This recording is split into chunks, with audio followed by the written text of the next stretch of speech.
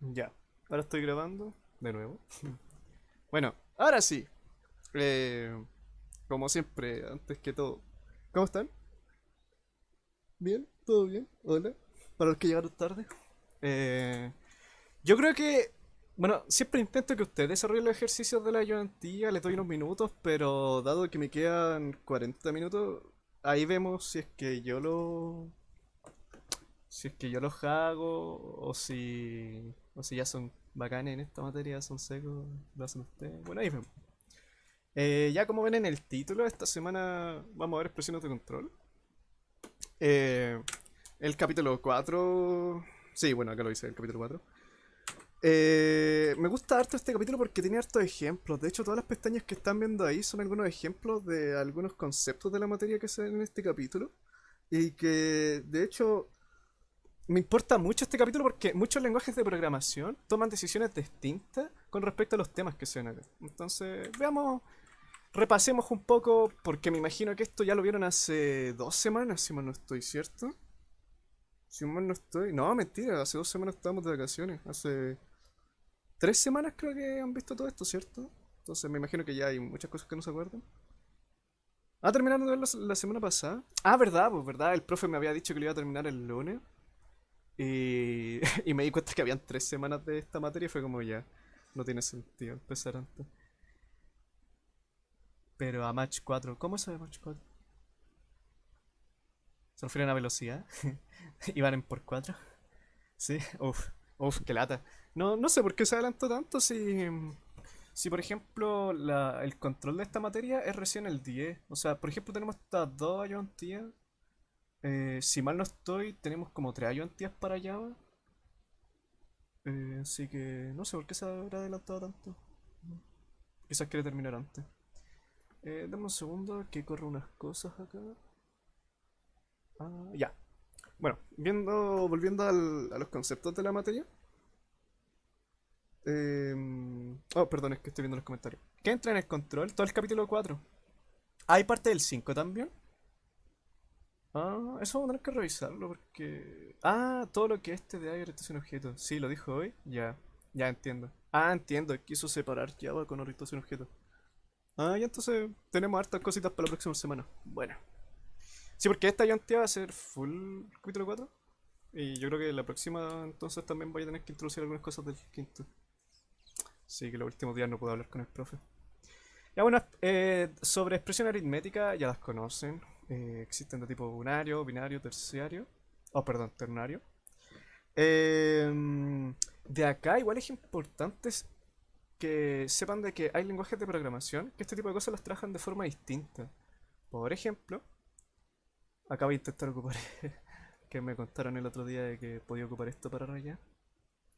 Oh, ya no puedo. Ay, no. Oh, ay, dame un segundo. Es que el otro día pude usar esto para rayar, pero no me está saliendo la opción. No. Oh, ya, bueno, después lo arreglo. ¿Cuándo es el control? Es el 10. Es que lo que les quería dibujar acá es que, por ejemplo, los lenguajes de programación que conocen hasta ahora, el orden que hace la expresión aritmética es siempre variable, operador y variable. Pero van a conocer en dibujos. Ah, ya, gracias, Tomás. En otros lenguajes de programación, en este caso en Scheme, van a conocer de que la expresión aritmética las pueden escribir en otro orden. Y es simplemente un tema visual. Por detrás, en verdad, todo funciona igual. Eh, pero lo que hace Scheme es que primero ustedes escriben el operador y luego las variables que va a hacer el operador. Entonces, es bueno que sepan eso. No sé si hay otros lenguajes que hacen eso. Ahí me pillan. Bueno, sobre orden de evaluación ya lo saben del capítulo 2.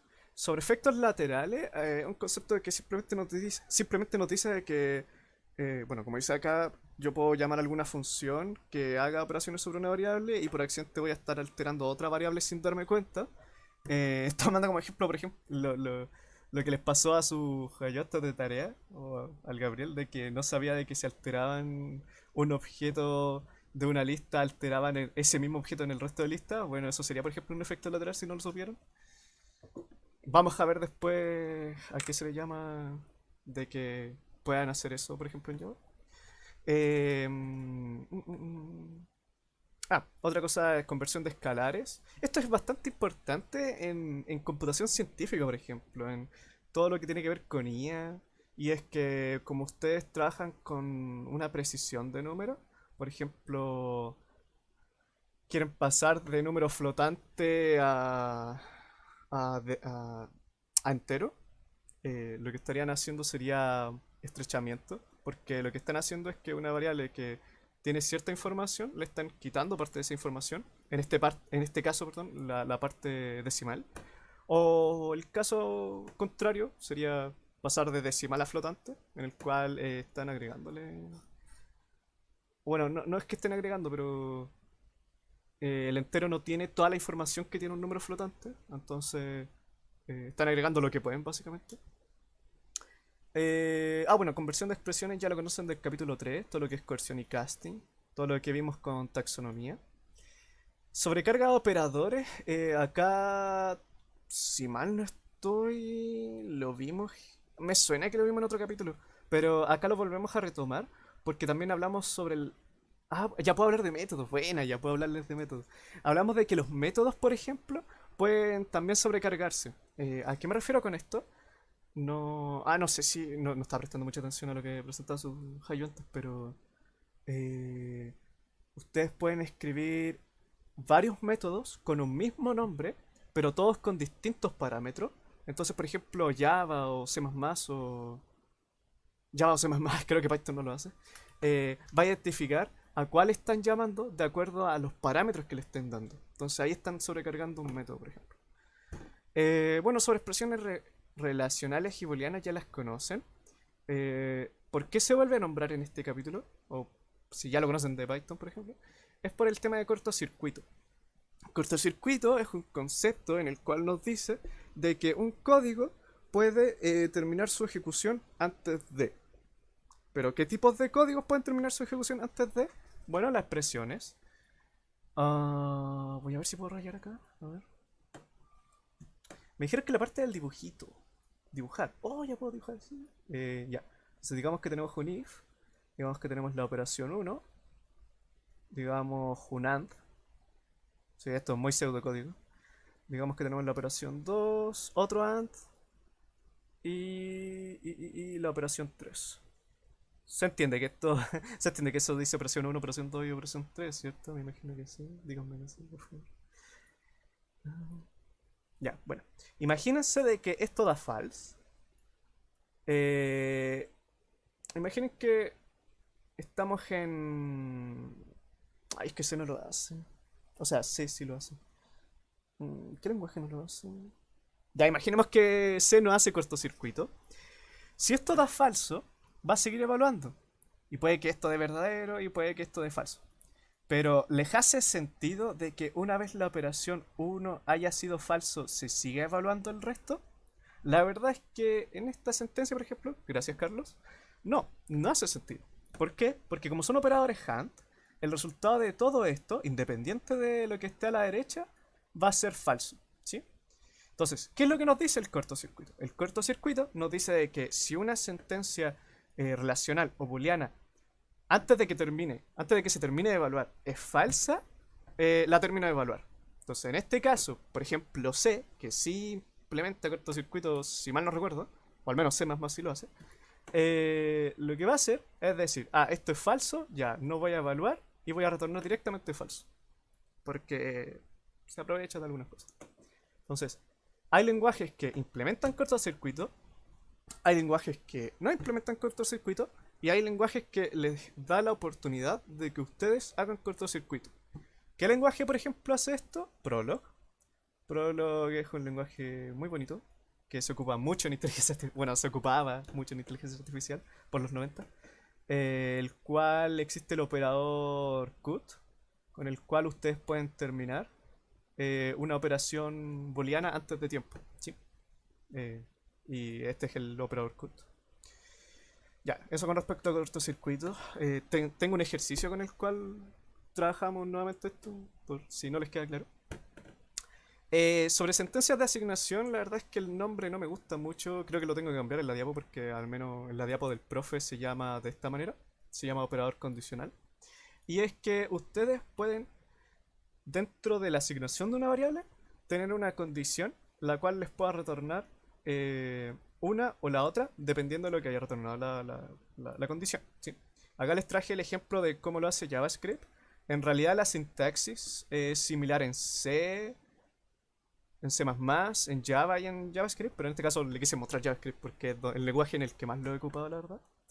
Y el ejemplo es bastante simple, ¿sí? Tienen una variable, quieren hacer la igualdad, esto y estos son los elementos importantes de esto, de este operador, perdón, donde lo que está a la izquierda del signo de pregunta es la operación que quieren hacer. Si da true, lo que va a hacer es retornar la parte de la izquierda, y si da false, va a retornar la parte de la derecha. ¿Sí? Es muy cómodo este operador, es muy cómodo. Al menos yo cuando di LP ni siquiera me acordaba que lo habíamos visto, porque al menos en ese minuto usábamos mucho Python y Python no lo tiene. Lamentablemente Python no lo tiene.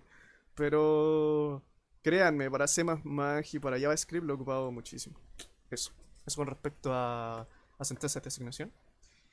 Ah, bueno, y sobre asignación múltiple es que dentro de una misma línea de código ustedes pueden asignarle valor a más de una variable o asignar varios valores a varias variables. En C, por ejemplo, pueden hacer esto, en Python pueden hacer esto. Es similar a cuando descomprimían tuplas, por ejemplo, en Python. Ya. Hoy son las 8. Yo creo que voy a tener que hacer yo el ejercicio. O apurarme en esto. Es que acá tengo harto ejemplo, entonces por eso me atraso. Ya, sobre flujo de control, ya lo voy a resumir un poco más. Simplemente es que ustedes tienen subestructuras dentro de su programa, por así decir. ¿A qué le vamos a llamar una subestructura? Bueno, una función, un if, una condición. Cómo los lenguajes definen qué cosa es una subestructura o una subsentencia. En C, por ejemplo, es con las llavecitas, ¿sí? Las típicas llavecitas. En Python, por ejemplo, es con la indentación. Ustedes definen de que algo está dentro de una función, por ejemplo, por su indentación. Entonces, también acá hablo de que se puede clasificar en sentencias de selección. Por ejemplo, una subestructura es el if y el else, que seleccionan si una línea se ejecuta o no. Otro tipo es la iteración, bueno, un for, un while, todo eso. Em, Perdón, perdón, es que está diciéndome, ¿les paso el ejemplo del GoTo o no les paso el ejemplo? Pero se los voy a pasar igual, porque ya tengo la línea. Bueno, sobre saltos incondicionales, me imagino que ya conocen el break y el continuo. Los ven en Progra, o al menos me acuerdo que mi profe los mencionó. No, no sé si lo habrán hecho ustedes, porque la verdad es que en Progra al menos se intenta no pasar. Si no los conocen, con el break ustedes pueden terminar o salirse de una sentencia de iteración. Por ejemplo, si están en un while, que la condición del while saben ustedes que definieron que siempre va a ser true, y adentro quieren de alguna forma con un if terminar, bueno, ponen break y con eso se van a salir de ese while. El continue es para continuar, la verdad, no, no más que eso. En otros lenguajes se escribe de otra manera, por ejemplo en Python con pass. ¿Sí? Simplemente escriben pass. ¿Para qué nos sirve esto? Por ejemplo, en Python de por sí no existen los... O sea, como regla, no existen los métodos abstractos. Entonces ustedes definen un método y si no le quieren escribir código, eh, simplemente escriben pass. Ay. Entonces así están como simulando un método abstracto en Python. Y eso. Sobre manejo de errores. Acá igual hay un ejemplo. Ah, bueno, perdón. Y quería mostrarles este ejemplo del cómo se utiliza el goto. Que el goto es una sentencia en la cual ustedes dicen, ah, mira, quiero ir a esta línea de código en mi lenguaje. Entonces, en este caso, ustedes como en C definen que quieren ir a una línea de código, bueno, le escriben como un nombre a esa línea, por así decir. Y luego, mediante alguna condición o como ustedes quieran, ponen goto y que quieren ir a esa línea. Otro ejemplo, déjenme ver si me sale assembly. Es que nunca me acuerdo cómo se escribe este. Ah, aquí está. Otro ejemplo, el lenguaje. Ah, no se escribía assembly. Ah, no me acuerdo cómo se escribe. Bueno, es un lenguaje que ustedes ven en arquitectura de computadores. Que es lenguaje máquina casi, literal. Y en ese lenguaje no existen las condiciones. O sea, sí existen las condiciones, pero No existen los ciclos. Entonces lo que ustedes hacen es utilizar GoTo para simular un ciclo. Yo boté ese ramo F. O sea, el ramo es fácil, en verdad digo es fácil. El problema es que el profe. ¿Es assembly? A ver. Voy a intentarlo a la rabia. Assembly. Lenguaje. Ah, sí, sí, era así. Ya. A ver, GoTo. A ver, rápidamente, rápidamente. Sí, acá está. Entonces, es esta misma lógica. Ustedes dicen GoTo y se van a mover a otra línea de código. Ya. Sobre manejo de errores, es una parte bastante importante. No sé si es que las diapos tienen ejemplos, pero por ejemplo, si una función retorna algún error porque no sé, eh, algo escribieron mal, bueno, eso va a retornar un error. Y ustedes con un try catch, que es una línea de código en la cual pueden escribir en todos los lenguajes, creo. No sé si en todos, pero deberían tenerlo en todos. Pueden capturar ese error y hacer cosas a partir de él. ¿Sí? Lo vamos a ver ejemplos cuando estemos en Java, sobre todo. ¿Sí? Ahí en Java me gusta ver hartos ejemplos de try catch. Y por ejemplo, en los segundos semestres también vemos Python y también me gusta ver try catch con Python. Que se escribe un poco distinto, pero la lógica es la misma. Ya. Lo siguiente, subprogramas. Acá es bastante, pero dado el tiempo, voy a dejar que lo lean ustedes. Sobre subprogramas, lo único que quería detallar antes es de que en el curso se ve una anotación para como representar un subprograma en memoria de stack y es la siguiente. Perdón. Como verán, primero se define a dónde va a retornar el subprograma. Luego, bueno, de forma como visual se escribe la línea al subprograma al cual hace referencia. Luego los parámetros y luego las variables que tiene. Con subprograma todo esto me estoy refiriendo a una función, ¿sí? Recuerdan de que, no sé si se los mencioné en el capítulo 2 o 3, creo que se los mencioné. Una función, cuando se ejecuta, cuando la llaman, lo que están haciendo es que en memoria de stack están guardando todos sus parámetros y todas sus funciones. O sea, perdón, todos sus parámetros y todas sus variables. Entonces acá de forma visual estamos viendo eso. De forma visual estamos viendo, mira, esta función que se llama fun1 fue llamada por el main, tiene estos parámetros y tiene estas variables, ¿sí? Entonces, eso. Ya, y ahora por último, en cuanto a la materia, lo que es paso de parámetros, acá nosotros, o sea, esta parte de la materia, estos conceptos, lo que nos hablan es cómo yo voy a pasar parámetros a una función y cómo los voy a retornar. ¿En qué sentido? Por ejemplo, el paso por valor lo que nos dice es que yo cuando llamo a una función, cuando le estoy pasando un parámetro, lo que estoy haciendo es simplemente pasar una copia de la variable original. ¿Sí? Y yo voy a trabajar con una copia, simplemente. El paso por resultado nos dice de que cuando una función retorna algo, o no, mejor dicho, cuando una función termina su ejecución, las variables que tiene que vengan como parámetros, eh, se... Bueno, básicamente lo que dice acá, esas variables que fueron pasadas como parámetros van a volver, o sea, si es que se alteraron sus valores, estos valores van a reemplazar a los valores que están en las variables de la función que la llamo. Suena bastante enredado, lo sé, tengo un ejercicio para esto, así que tranquilos. Luego podemos combinar estos conceptos y acá nos dice acá ya está la combinación que es valor resultado, el cual nos dice, cuando llamo a una función paso una copia de los valores y cuando retorno eh, retorno a la variable original, ¿sí? Y el último caso es el paso por referencia, en el cual si lo vemos utilizando C, por ejemplo, si usamos C como ejemplo, eh, lo que estamos haciendo es pasar como el puntero. Acá nosotros estamos literalmente pasando la variable original al programa y todas las operaciones que se hagan dentro de la función van a estar alterando a la variable original. Perdón. Acá les quería mostrar un ejemplo en C++. Esto es una tarea que tuve que hacer y por eso me dije, mira, les podría mostrar esto. Y es que, por ejemplo, C++ de por sí, todos los pasos lo hace por valor, ¿sí? Por ejemplo, acá, bueno, este parámetro es un vector. Vean un vector como una lista simplemente. Entonces, Acá yo si altero esta lista, no voy a alterar la lista original. Pero yo puedo a C++ decirle, mira, quiero pasar una lista y quiero alterar sí o sí los valores que tiene. O sea, si altero este parámetro, quiero que sí se altere la variable original. Entonces, como verán, lo que hago es agregar el... No sé si se ve. Bueno, le voy a hacer un poco de zoom. Le agrego el ampersand.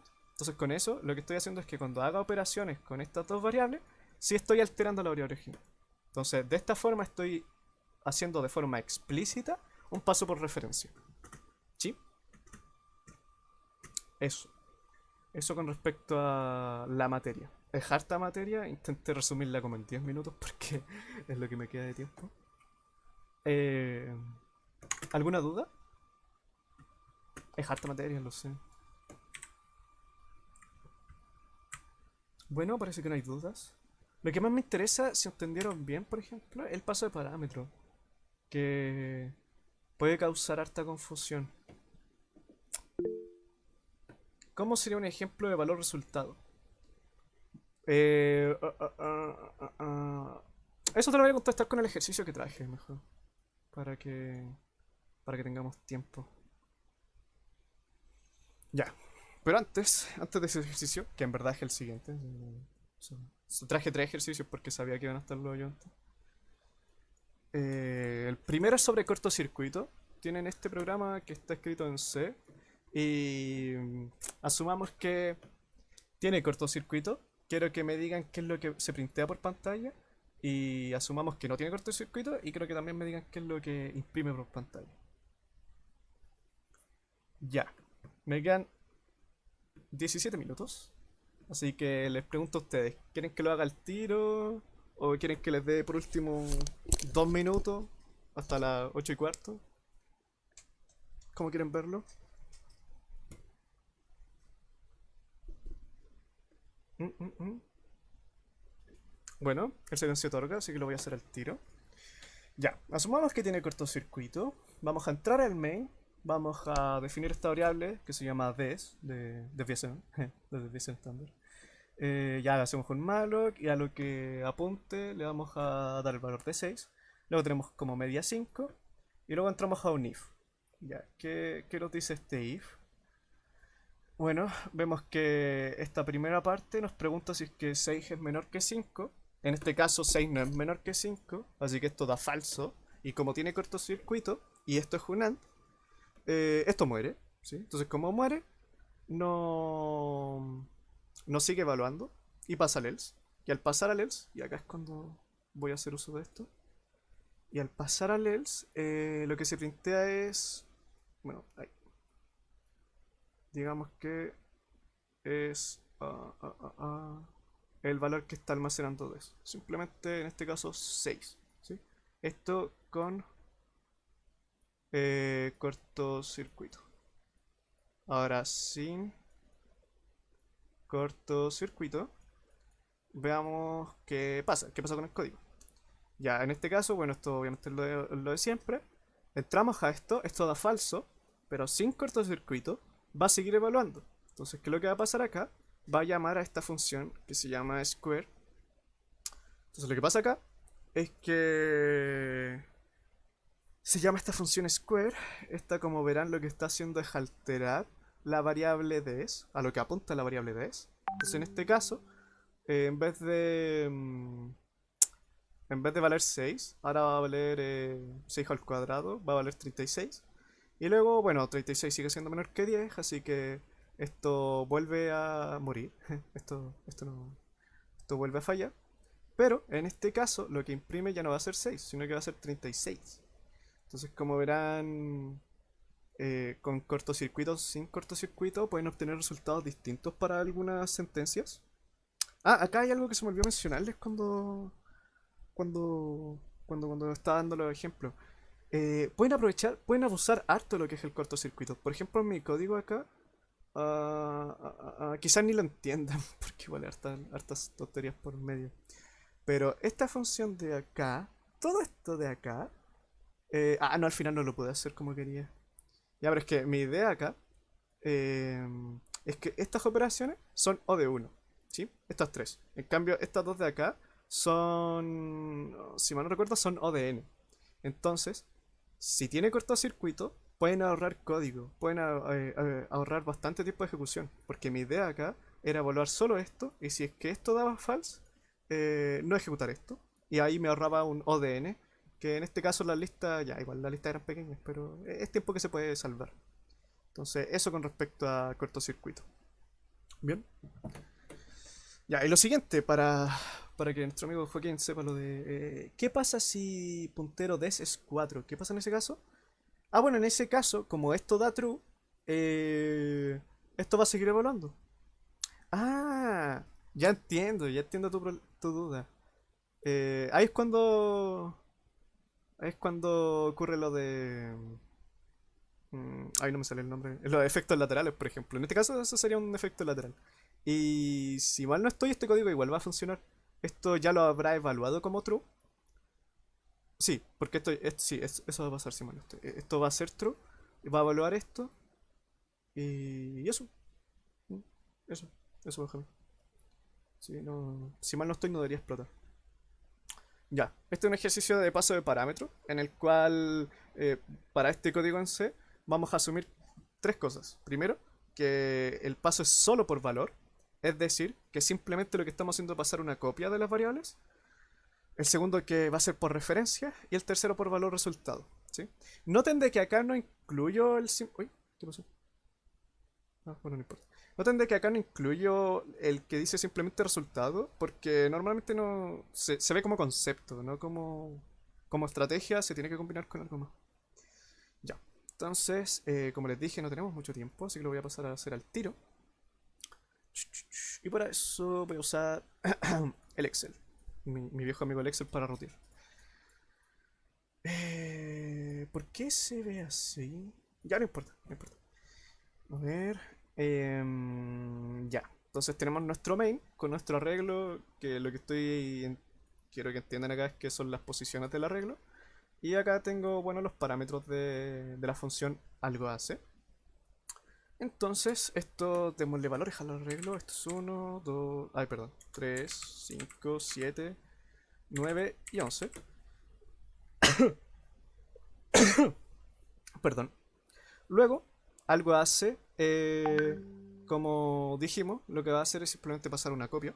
Así que esto va a ser 3 y esto va a ser 7. Luego...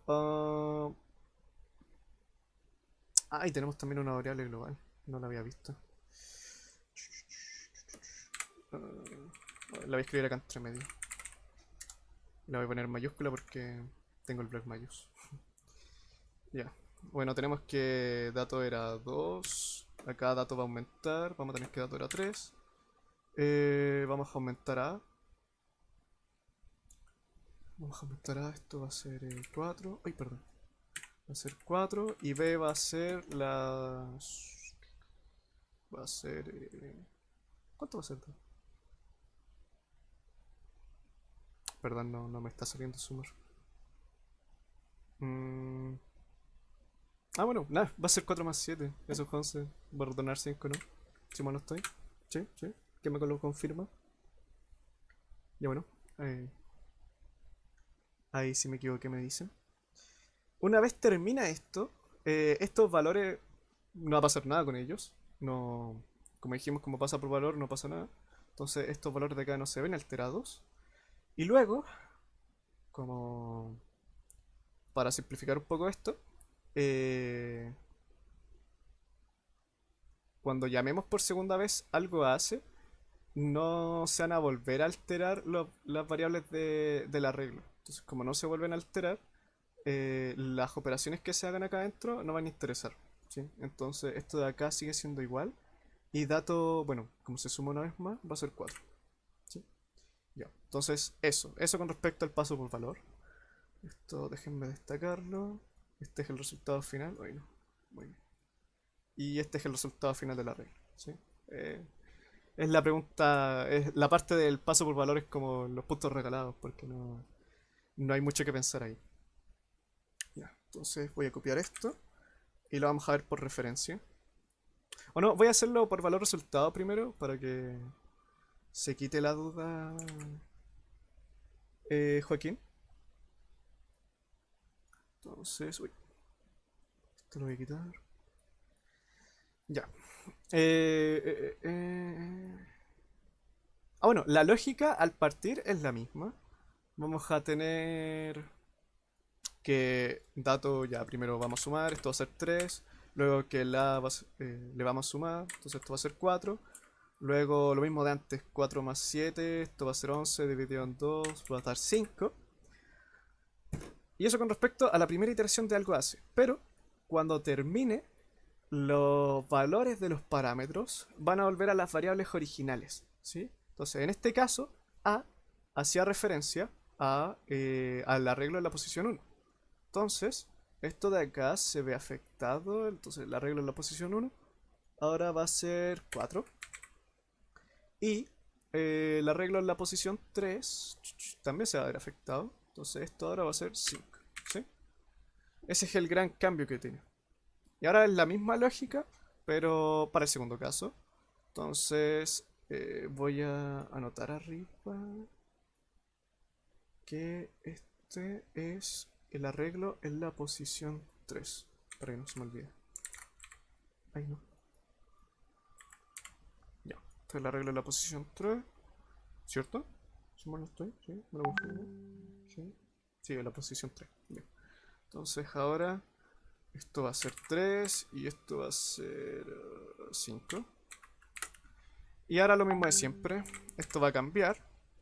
Dato va a ser 4. Noten de que dato cambia, pero no cambia A. ¿Sí? Luego, bueno, luego igual A cambia. Y ahora sumamos. Esto suma 9. 9 dividido en 2, 4. Lo estoy truncando directamente porque como son enteros. Si no, diría que es 4,5. Ya, y acá es la misma lógica de antes. Vamos a ver a las variables originales a las cuales hacen referencia. Entonces A hace referencia a dato. Bueno, 4 no va a cambiar, va a seguir siendo 4. Y el arreglo en la posición 3 ahora va a ser 4. Entonces este se ve alterado. Entonces, estos son los valores finales del arreglo. Si es que el paso fuera por valor referencia. Ahora he ido un poco rápido, entonces déjenme verificar que esto en verdad esté siendo como digo yo. Oh, no, me equivoqué. Ah, no, mentira. No, mentira. Bueno, que está viendo otra cosa. Ya. Benjamín, ¿por qué dato no es 5? ¿Por qué dato no es 5? Ah, bueno, creo que esto yo te lo respondí de forma indirecta. ¿O lo escribiste después? Ah, no lo escribiste ahora. A ver. Repasemos. Estábamos en esta iteración. Y eso hizo que dato fuera 4. Pero dato cambia. No, yo creo que la duda parte acá, ¿no? Parte de por qué si A cambia a 4, eh, el dato no cambia. Bueno, es porque al final de la ejecución es que se va a cambiar la variable original, ¿sí? No durante la ejecución. En cambio, por referencia, ahí sí va a cambiar durante la ejecución. Voy a anotar eso. Esto es valor resultado. Ya. Y ahora veamos qué pasa con referencia. Ya. Esto acá, esto acá. Y esto es referencia. Ah, una duda que suelen tener a veces es que, por ejemplo. Ah, no, no, no, perdón, esa duda surge acá en referencia. Ya, lo mismo de antes. Tenemos la primera llamada de algo a hacer, pero ahora estas variables van a ser directa. Perdón. Pero ahora estas variables van a ser directa referencia a las variables originales. Entonces, cuando estemos cambiando esta, vamos a anotar directamente el cambio en el arreglo. Entonces ya, dato cambia acá, si dato es 3. Luego, si sumo en A, tengo que cambiarlo también en la original. Es decir, esta también es 4. Y luego B, lo de antes, 4 más 7, eso es 5. Entonces esto es 5 y el arreglo de la posición 3 también va a ser 5. ¿Sí? Ahora cambiaron en el momento. Ya. Eh, Perdón, estaba viendo los comentarios. ¿Por qué achuta? Ok, me perdí. Bueno, no importa. Ya. Y ahora llamamos a la segunda función. Ahora con dato y con arreglo dato. ¿Sí?